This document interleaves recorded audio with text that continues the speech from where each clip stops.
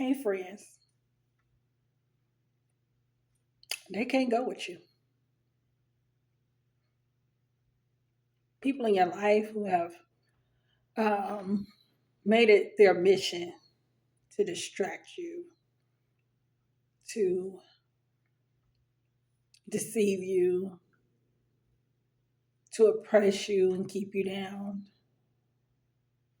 to keep you off your focus, keep you off your mission, to make your life complicated. These people can't go with you. This is your journey. Anytime we start trying to go back and fix and mend, that would be all fine and dandy if we can be 100% sure that they're done playing with you. But are we 100% sure that they won't do this again? Are we 100% sure they're done playing with you and hurting you and blocking your blessings?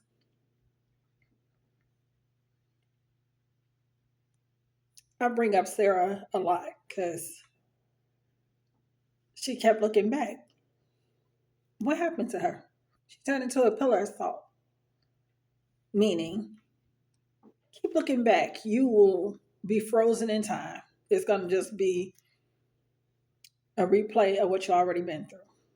And if God is working so hard to bring you out and give you something new, why would you go back?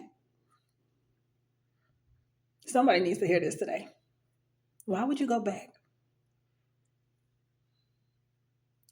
Life could actually be a beautiful day. Like, life can be a beautiful day every day. You could wake up, you could see sunshine, you could see the rain, and it's still going to be a beautiful day. You could wake up and you could have actual peace in your heart. You could have like a calm thought, a calm mind. You can actually move around without feeling stressed and tired and exhausted and drained.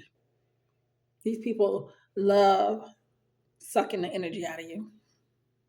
They love overworking you, whatever the situation, whether it be a personal situation or employment situation, friends, family, whatever. Some people are just really good at making you feel needed, but at the same time, depleting everything you got. And God calls us to be stewards and helpers and servants, and that's all fine. And says we may get weary, but never at any point are we supposed to let anyone or anything depress and oppress and rob us of our joy and our peace and deplete us of any momentum we ever had. Some people can actually like drain you to the point where you just have no motivation. You just feel helpless and hopeless. That's not where God wants us.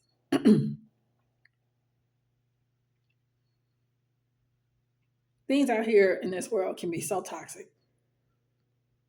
And we make excuses like, well, it's just the job. That's just the nature of the beast, whatever. Yeah, well, everybody isn't supposed to be stressed out. Everybody is not supposed to just go along because that's the way it is. Maybe there's another way. Maybe we should try God's way because, when we do it His way, He lightens that load. He lightens the burden. He'll carry it for you. You'll be sitting there like, okay, now what do I do with myself? And then you ask Him to tap in and show you the vision. But they cannot go with you.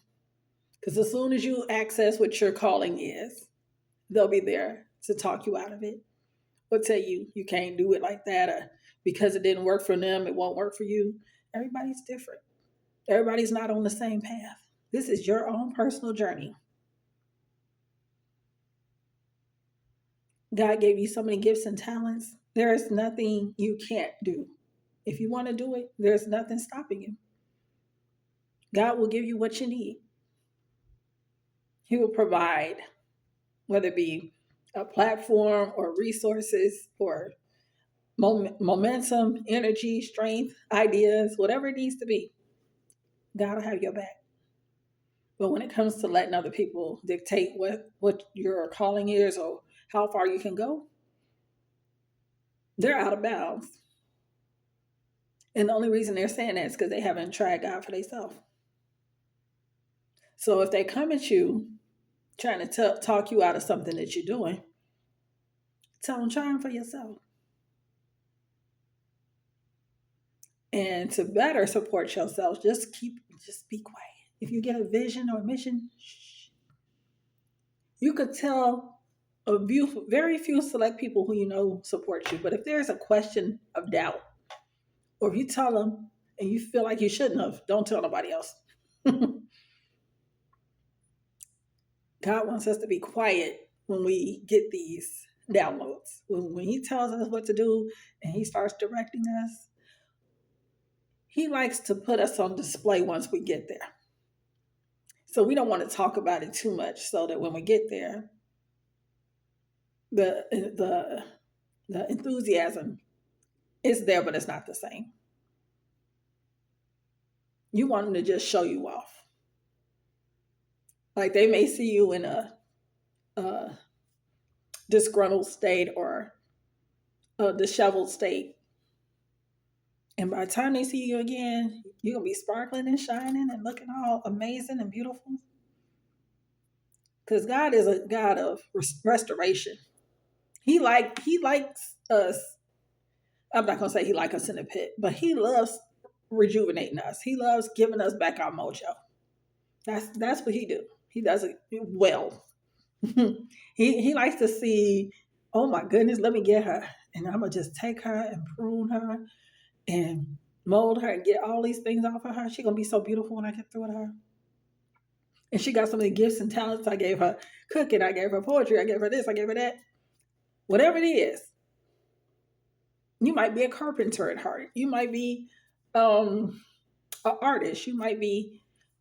Um, you might be a good political person. You might be an attorney. You might be a doctor. You might be a counselor.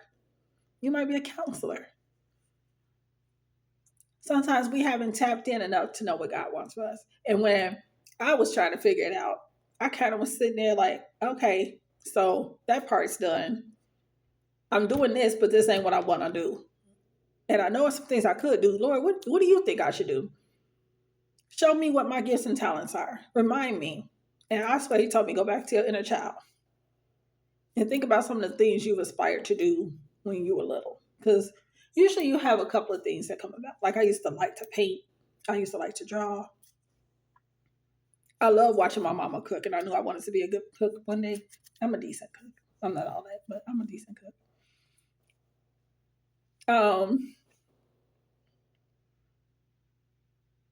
There are just so many gifts and talents, and God has set your gifts and talents specifically just for you. Maybe you're supposed to be a mom. There's a lot of women that are moms and may not even carry the gifts to nurture and teach and mold and shape another human being to be an adult. I was presented in a light that I found myself in when I was drinking. And many people would probably say that about me. Oh, she wasn't the kind of woman who you would think could mold, shape, do anything with anybody. But when you have kids, they do love you and they do see the nurturing side to you, even through whatever you're going through. And now that that's behind me, guess what? I want to love on you all day long. Kids, I got grandbabies, just kiss them and hug them and just speak sweet things to them and encourage them to love each other, hug each other, stop fighting each other. These things start at home. God has put so many things inside you. Like, you might be a positive person. You wouldn't even know that because you've been through so much hell all your life. It's been a lot of stuff going on in your world. And He delivers us from them all. When we are chosen and selected by God, our our issues and our problems that we seem to be abundant. But that's because He's equipping us to be able to relate and help others when we come up out of the storm. These gifts and these situations and trials aren't just so we could go through it and come out. It's so we can go through it and come out stronger, wiser, um, just enlightened, ready to help others, help give them the tools. It's a beautiful thing when the Lord touches you and says, "Come on with me, come with me." You're like, mm-mm. I'm like, go ahead, just try it, try it, try it. Don't say no. Don't be afraid. No, I'm not going to say it's going to be easy when you going through these things and you coming out, but trust God. It hurts so good. At the end, you're sitting there like, I can't believe I went through all that, and I'm sitting here where I'm sitting today. By myself, doing me, doing life without the vices, without the drama, without the, everybody can't go with you. Anybody trying to come into your life after you have cleaned it up or in the process of cleaning up, they can't be there because they're there to distract and demotivate, and they can't go with you. God will send new people. He's not saying you got to be isolated and set apart forever, but there is a time for pruning and there's a time for restoring and replenishing and renewing. And it's amazing to have another chance at life in one lifetime because God is amazing and beautiful like that. So I wanted to encourage people, if you're around people who want to hate on you, bring you down, make you feel like you can't, God's telling you can. I'm telling you can because God told me to tell you you can. You can do this. And you don't need them. And I know it's a new thing to count on Him for everything, but that's what we got to do. Leave all our burdens at that cross and let Him take it from there. Don't overthink nothing. Like Nike, just do it. You're going to be so proud of yourself, so happy and so amazed. Not to say we should be prideful, but you're going to be so excited and happy and joyful about what the Lord is doing with you. So cast your cares and say your prayers, and He will meet you there in the middle. Don't be afraid to trust God. Don't forget to put your faith in Him.